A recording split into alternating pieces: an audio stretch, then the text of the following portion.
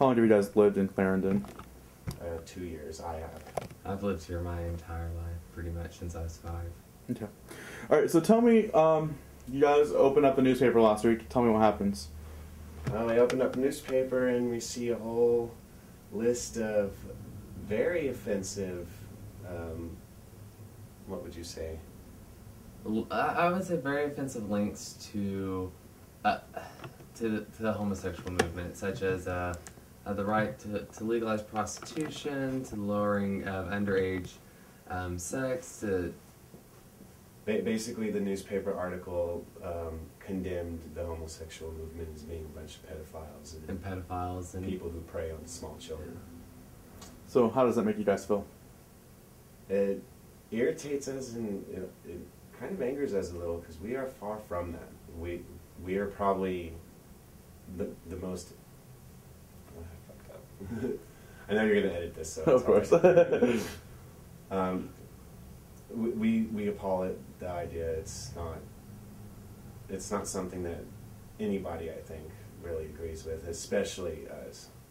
Yeah, the article that they took from was from the Chief Justice, and you know, we wanted to read over it to see where they got their sources, what they felt was the reason that the civil rights movement was so bad. And I can concede with some of them. You know, I'm not for the legalization of prostitution or lowering the age of consent to 12 or anything condoning pedophilia. That is nothing equated with the homosexual. We're looking for a loving relationship, equal rights that everybody enjoys. We're striving for equal rights for everyone, not just for the heterosexual community. How long have you guys been together? A year and almost a year and a half. Year and a half. All right. So tell me what happened yesterday morning. Well, yesterday morning, I get up to let the dogs out and find that there is a nice message painted on our front porch, right in front of our door, right there for us to see as soon as we open it. And the message says, "Leave or die, facts." So, what's your feeling? I'm terrified. I'm absolutely terrified because if there are people in this town that are willing to go to the lengths to vandalize our house to scare us, then they might be willing to go to the lengths to do physical harm to us. Physical harm. I just wish they would learn. I mean, it seems real ignorant. We've had to battle that word all of our life. I mean, this is not the first time I've been called a fag, and it probably won't be the last time. But let's resort to something more than a 3-letter, 1-syllable word. There are so many other words in the English dictionary. Don't insult your own intelligence and my intelligence by coming up with something that isn't even, by definition, the right word. You know, we're not a cigarette or a bundle of sticks. We're human beings just like everybody else. All right. Are you guys scared for, your lives? I am. But this isn't the first hate crime that I've had to deal with. I had to deal with one in Minnesota, and I've had to deal with hate crimes here, and some minor ones, not one as big as this.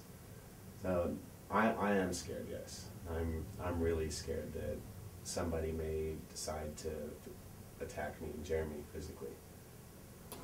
And you guys reported this to the police? Yes, sir. As soon as Josh found it and woke me up, we called the local authorities.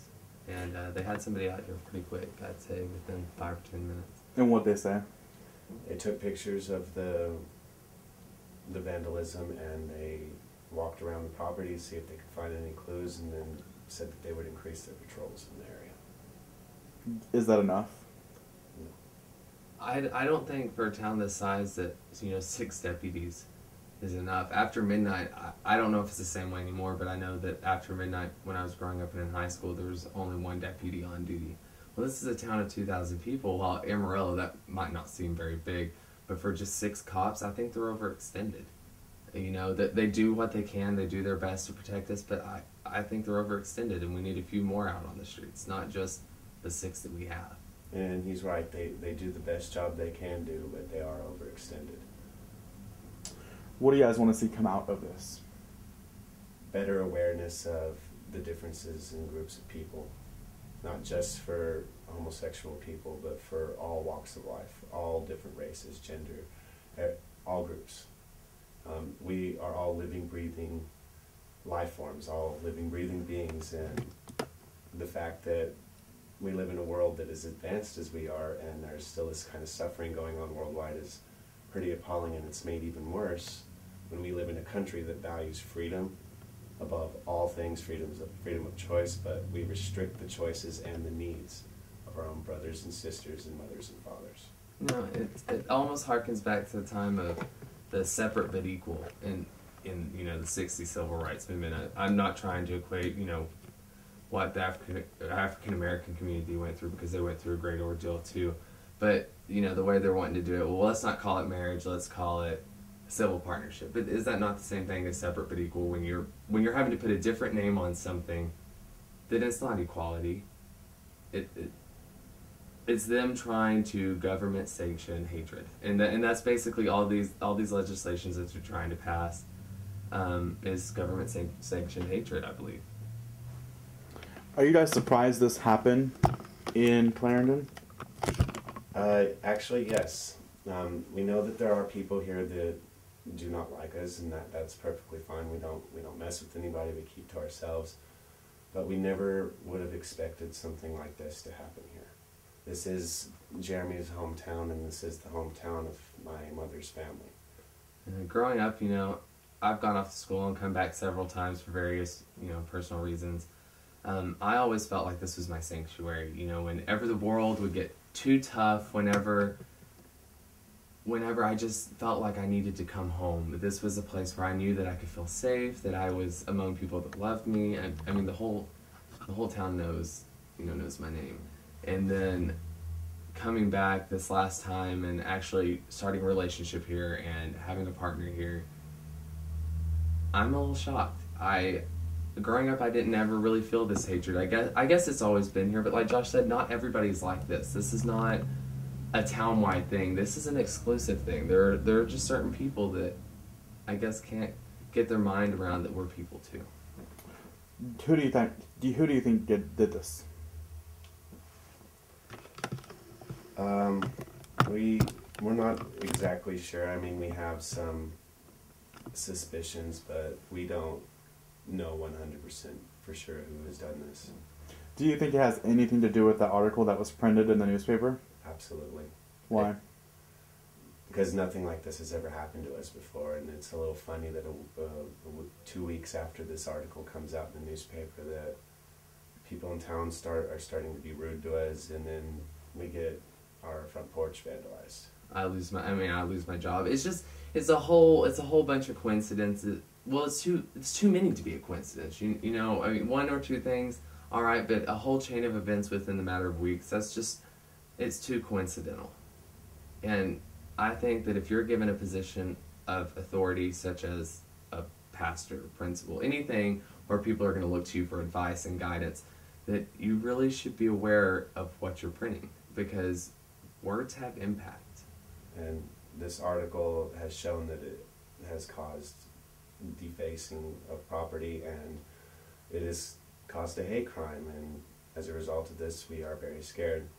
And this article also has the potential, if people believe it enough, they could come after me and Jeremy physically.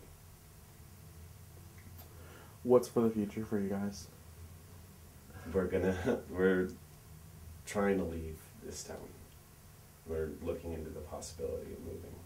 Yeah, it really hurts. Like I said, growing up here all my life and feeling for the first time, I've lived in Dallas, I've lived in Lubbock, I've lived in some big cities, but for the first time in my entire life, I've never felt this scared.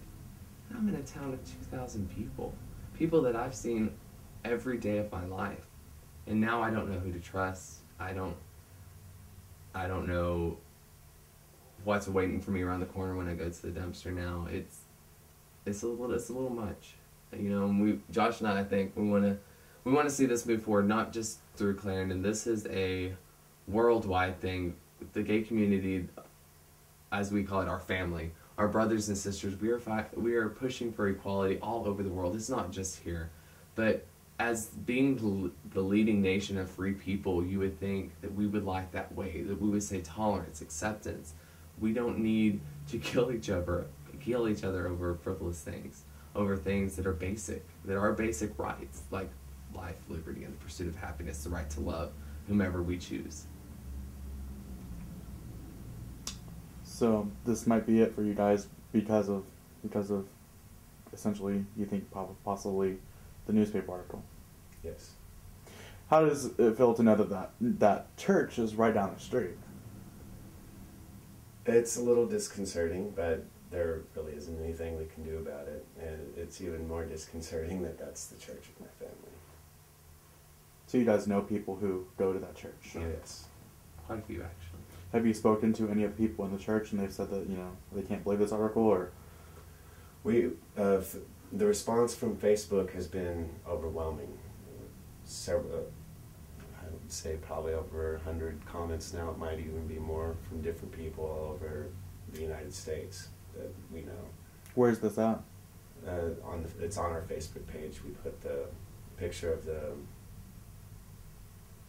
vandalism on it, and People are outraged, and within route, we're not. But as for speaking to people in town, we're not. We don't want to make anybody mad. We're just trying to keep to ourselves, so we're not gonna. We're not here to push the hatred. I respect and I understand and I admire Christians for their strong belief. You have to have belief in something, but do the right thing and honor our beliefs too. We're not here to change your opinion. We're not here to say you need to respect us because we're gay. Respect us because we're people. We're not gay, we're people who happen to be gay. But we're people. We respect your beliefs, we stay away from your, we don't go through knocking Christianity at every turn. Just don't knock us. Anything else you guys would like to add? I guess just, this is the only news source that gets out to the Panhandle, the Amarillo news area. And I know that Josh and I aren't the only ones.